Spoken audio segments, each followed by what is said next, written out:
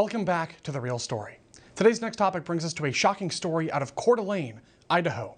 The city is currently reeling, as we speak, from a horrific tragedy that happened on Sunday, in which a gunman allegedly started a brush fire at Canfield Mountain, which lies just north of the city, and then ambushed the firefighters who responded to it in an attack that reportedly lasted for several hours.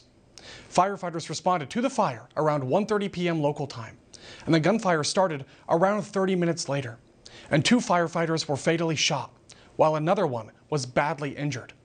Thankfully, though, it appears that firefighter who was injured is currently in stable condition.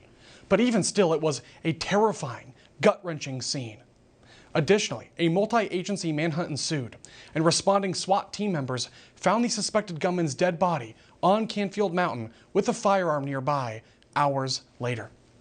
Authorities believe the suspect started this fire with the intention to ambush those first responders, and they believe he acted alone. Now, there's no information yet about the specific type of gun that was found near his body, but the suspect reportedly used a sniper rifle in this attack, and that raises a whole lot of other questions. However, nonetheless, Idaho Governor Brad Little issued a statement about the situation on Sunday evening, writing on X, quote, "Multiple heroic firefighters were attacked today while responding to a fire in North Idaho. This is a heinous direct assault on our brave firefighters. I ask all Idahoans to pray for them and their families as we wait to learn more. Teresa and I are heartbroken. As the situation is still developing, please stay clear from the area to allow law enforcement and firefighters to do their jobs," end quote. Now, authorities also believe the suspect in question is a man named Wes Rowley. However, the questions about who he is exactly and why he did this, if it really was him, remain unanswered. And as things develop, there are also many other questions out there that need to be addressed. For example, what drove him to ambush these brave heroes? And what can be done to prevent things like this shooting from happening again, if anything? Here with reaction is Davis Younts, a military defense attorney with Younts Law, and Nick DeMoro, a former police officer and the CEO of Law Enforcement Against Drugs and Violence. Gentlemen, thank you for being here today. Thank you for having me. It's an honor, Riley. So I have a lot of questions for you both, but I just want to start by saying this. You know, we cover a lot of stories like this, and we see this kind of thing happen all the time in the news, and sometimes the humanity of it just gets lost in the shuffle. So I want to start by saying God bless these fallen heroes and God bless their families. I think we should all pray for them and pray for the people of Coeur d'Alene, because this story, it's really sick to me and so disturbing. So I just want to lead the conversation by saying I will keep them in my prayers, because I think they really could use it. Just having said that, so I want to start with you, Davis. What are your thoughts initially about the situation? You know, I just share your thoughts and condolences as well. These firefighters are heroes. They risk their lives every day. I have family members that work in wildland fire as well. And so it's just a tragedy. And again, they respond very, very quickly to these things. They're prepared day and night, especially in the summer during fire season like this, as they're ramping up, because they know fires can spread. We saw fires in 2024 spread like 5,000 acres, almost 5,000 acres in a single day. Yes. So rapid response is a huge part of this. And so it's just an unspeakable tragedy when someone uses their heroism and their rapid response times, putting their life on the line to respond to things like this, to ambush them and slaughter them. It's just a real tragedy. It certainly is. And Nick, I want to go to you now as well about that. So you were the CEO of Law Enforcement Against Drugs and Violence, former New Jersey police officer and detective, and after you got your degree in human services, you joined the police force in New Milford, New Jersey, becoming the agency's youngest detective. So I really want to get your thoughts about what we're seeing right now and what we can expect to see from this ongoing investigation. Well, we live in a really crazy society right now, sir, and it's really sad that we can have a situation where firefighters work very hard to do their job, and it was nothing more than an ambush to hurt them, and in this case, kill 2 well-positioned public servants. Obviously, we're dealing with a mental illness type situation here, because it wasn't a rational action by the actor. But I'd be interested to see, you know, what puts someone in that position to do something that, you know, not only murdered 2 firefighters, could have murdered many more, and could have put the whole community in danger. It's really sad. It is, and based on your expertise, one thing I want to follow up on here with you is this idea of prevention.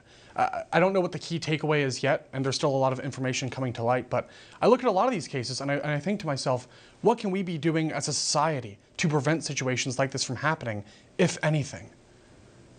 Well, I have to say, I think one of the problems we live in this society, I think we have a bipolar society right now.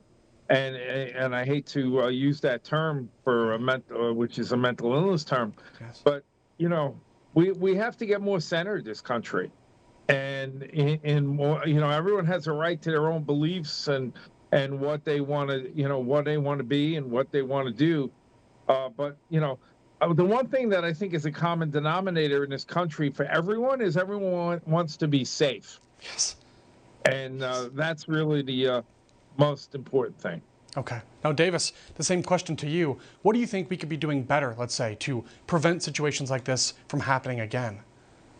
I think one of the things we need to do in a situation like this, and I think of it as a former prosecutor, is from the perspective of we need to look at our laws, and Idaho has laws in place that create stiffer penalties for any sort of an attack on a first responder. But in addition to that, I think we need to be looking at policies and procedures as well as what is the motivation. I think it's going to be critical to understand the motivation. Was this someone who wanted to start a wildfire and see it spread out of control? What was the motivation? Only once we understand that do I think we are in a better position to try to prevent things like that in the future. So I hope that there's a very thorough investigation. I hope it leads about what was motivating this individual to commit this crime. Certainly. And on that note, from what's being reported right now, it seems like he was in his 20s, maybe even just 20 years old.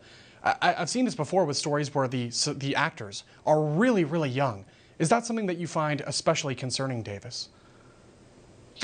It is, but I think we also just need to understand that those often are vulnerable young men that are at least at the most risk often of being radicalized, right? So if we look at those ages, that 16, 20, 22-year-old males, those are people that are at risk of being radicalized. So whatever was influencing him, whether it was mental illness or something else, that is unfortunately a prime target age, it seems, for radicalization and sort of extreme motivations without really wise thinking about the future, not really thinking through the consequences of what he was doing. Okay, understood. Then final question for you. Yeah, please. I got to say you're correct with the radicalization at that age group. And, let's not forget the Butler, Pennsylvania attack on President Trump. That was a young man in the same age group, same type of sniper situation. And, we have to do a better job of making societal changes. I think we're really getting a little too radical in some of the ways governments are in this country. I completely agree. I think it's governments and media possibly. I'm not trying to assign blame here, but I think that if we look at the core causes of violence, and especially political violence with the assassination attempt on Trump, you do see this, what seems to be a connection between some of the really vile and violent rhetoric we hear from a lot of legacy media institutions and the way people are behaving in the streets. So I don't know what's going to happen with this investigation, but I want to thank you gentlemen both for being here, and thank you for your time. Thank you for having us. Thank you, Riley.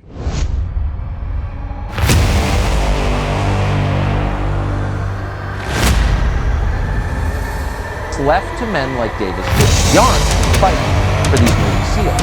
Paul Davis Younts, you are an attorney who has successfully defended naval officers. Davis Younts has been instrumental in defending. Davis Younts successfully defended an evangelical Navy lieutenant